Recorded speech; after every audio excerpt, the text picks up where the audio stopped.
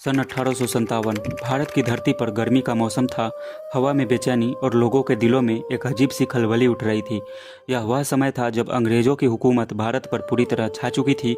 गांव गांव शहर शहर अंग्रेज अफसर अपने कानून थोपते, कर वसूलते और भारतीयों के आत्मसम्मान को कुचलते। धीरे धीरे यह आग हर दिल में सुलगने लगी, लेकिन यह आग कब ज्वालामुखी बनकर फूटेगी यह किसी ने नहीं सोचा था। ईस्ट इंडिया कंपनी धीरे धीरे पूरे भारत पर अधिकार कर चुकी थी। किसानों से जबरन कर वसूले जाते, छोटे बड़े राजाओं की रियासतें लैंप पॉलिसी के बहाने हड़पी जाती और सैनिकों के साथ भेदभाव होता। एक तरफ अंग्रेज अधिकारी ऐशो आराम की जिंदगी जीते तो दूसरी ओर भारतीय सिपाहियों को कम तनख्वाह, कठिन परिश्रम और अपमान झेलना पड़ता। धर्म और संस्कृति पर भी चोट की जा रही थी। अंग्रेज मिशनरी ईसाई धर्म का प्रचार करने में लगे थे। भारतीयों को डर था कि कहीं उनकी परंपराएं, उनके विश्वास और उनका धर्म पूरी तरह मिट न जाए। मई 1857 में मेरठ की छावनी में एक घटना ने इस सुलगती आग को भड़काने का काम किया। भारतीय सैनिकों को नई बंदूकें दी गई, एनफील्ड राइफलें। इनकी कारतूसों को दांत से काटना पड़ता था और कहा गया कि उन पर गाय और सुअर की चर्बी लगी है। यह बात हिंदू और मुस्लिम दोनों सिपाहियों की धार्मिक भावनाओं पर सीधी चोट थी। जब सैनिकों ने इसका विरोध किया तो अंग्रेज अधिकारियों ने उन्हें कठोर दंड दिया। 85 सिपाहियों को जेल भेज दिया गया। यह अपमान भारतीय सैनिकों के लिए असहनीय था। 10 मई 1857 की रात मेरठ की धरती से विद्रोह की पहली चिंगारी फूटी। सिपाहियों ने अंग्रेज अफसरों को मार डाला, जेल के दरवाजे तोड़े और अपने साथियों को आज़ाद कराया। फिर वे दिल्ली की ओर बढ़ चले। 11 मई को विद्रोही सिपाही दिल्ली पहुंचे। वहां उन्होंने बुजुर्ग मुगल बादशाह बहादुर शाह जफर को अपना नेता घोषित किया। बूढ़े जफर शुरुआत में हिचकिचाए, लेकिन जब जनता ने उन्हें घेर लिया तो उन्होंने क्रांति का झंडा उठाया। लाल किले से आज़ादी का बिगुल बज चुका था। चारों ओर से आवाज उठने लगी, मारो फिरंगी को। विद्रोह की यह आग धीरे धीरे पूरे उत्तर भारत में फैल गई। कानपुर में नाना साहेब पेशवा ने मोर्चा संभाला। उनके सेनापति तात्या टोपे ने अंग्रेजों के खिलाफ कड़ा संघर्ष किया।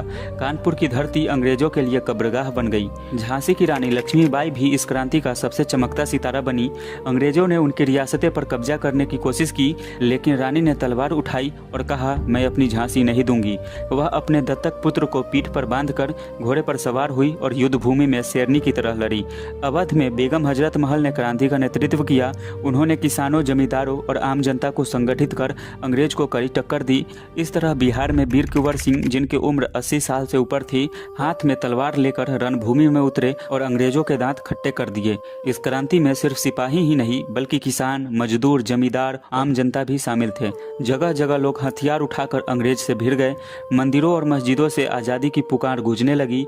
यह लड़ाई केवल बंदूक और तलवार की नहीं बल्कि आत्मसम्मान और आज़ादी की लड़ाई बन चुकी थी। लेकिन अंग्रेज इतने आसान दुश्मन नहीं थे। उन्होंने आधुनिक हथियारों और चालाकियों का सहारा लिया। जगह जगह क्रांतिकारियों को तोड़ा, धोखे से पकड़ा और निर्दयता से मारा। रानी लक्ष्मीबाई वीरगति को प्राप्त हुई। नाना साहेब नेपाल चले गए। तात्या टोपे पकड़े गए और फांसी पर चढ़ा दिए गए। कुंवर सिंह भी वीरगति को प्राप्त हुए। दिल्ली में अंग्रेजों ने कब्जा कर लिया। बहादुर शाह जफर को पकड़कर रंगून भेज दिया गया, जहां उन्होंने अपने अंतिम दिन निर्वासन में बिताए। 1857 की यह क्रांति अंग्रेजों के लिए एक गहरा झटका थी। हालांकि यह विद्रोह अंततः दबा दिया गया, लेकिन अंग्रेजों ने समझ लिया कि भारतीय अब चुप नहीं बैठेंगे। इस क्रांति के बाद ईस्ट इंडिया कंपनी का शासन समाप्त हो गया और भारत सीधे ब्रिटिश क्राउन के अधीन आ गया। अंग्रेजों ने भारतीयों को शांत करने के लिए कुछ रियासतें भी दी। राजाओं की रियासतें सीधे हड़पने की नीति रोक दी गई। सैनिकों के साथ कुछ भेदभाव कम किया गया और भारतीयों को प्रशासन में थोड़ी बहुत भागीदारी दी गई। 1857 की क्रांति भले ही असफल रही, लेकिन इसे भारत का प्रथम स्वतंत्रता संग्राम कहा गया। इसने भारतीयों को यह एहसास दिलाया कि अगर वे एकजुट हो तो किसी भी ताकत को हराया जा सकता है। यह क्रांति आने वाले स्वतंत्रता आंदोलन की नींव बनी। सोचिए, उस दौर में भारत को एक ओर गांव की किसान बैलगाड़ियों में अनाज ढो रहे थे तो दूसरी ओर सैनिक लाल किले की ओर बढ़ते हुए मारो फिरंगी को का नारा लगा रहे थे। रानी लक्ष्मीबाई अपने घोड़े पर सवार है, हाथ में चमकती तलवार, आंखों में आग। कुंवर सिंह बूढ़े हाथों से भी अंग्रेजों को चुनौती दे रहे हैं। नाना साहेब और तात्या टोपे अपने रण कौशल से दुश्मनों को हिला रहे हैं और लाल किले से बहादुर शाह जफर बैठकर सोच रहे हैं, क्या मेरी यह मिट्टी फिर से आजाद होगी। हालांकि वह सपना तुरंत पूरा न हो सका, लेकिन इस क्रांति ने वह बीज बो दिया जिससे आगे चलकर असंख्य क्रांतिकारी निकले। 1857 की यह कहानी केवल इतिहास नहीं बल्कि भारतीय आत्मा की पुकार है। साहस, बलिदान और आजादी के लिए जंग की एक अमर गाथा है। तो दोस्तों ये थी 1857 की क्रांति की कहानी। अगर आपको यह वीडियो पसंद आया हो तो वीडियो को एक लाइक जरूर कीजिएगा और ऐसी ही एजुकेशनल वीडियोस देखने के लिए हमारे चैनल को भी सब्सक्राइब कर लीजिएगा और आपको किस टॉपिक पे वीडियो चाहिए ये भी कमेंट में बता दीजिएगा। Thanks for watching guys.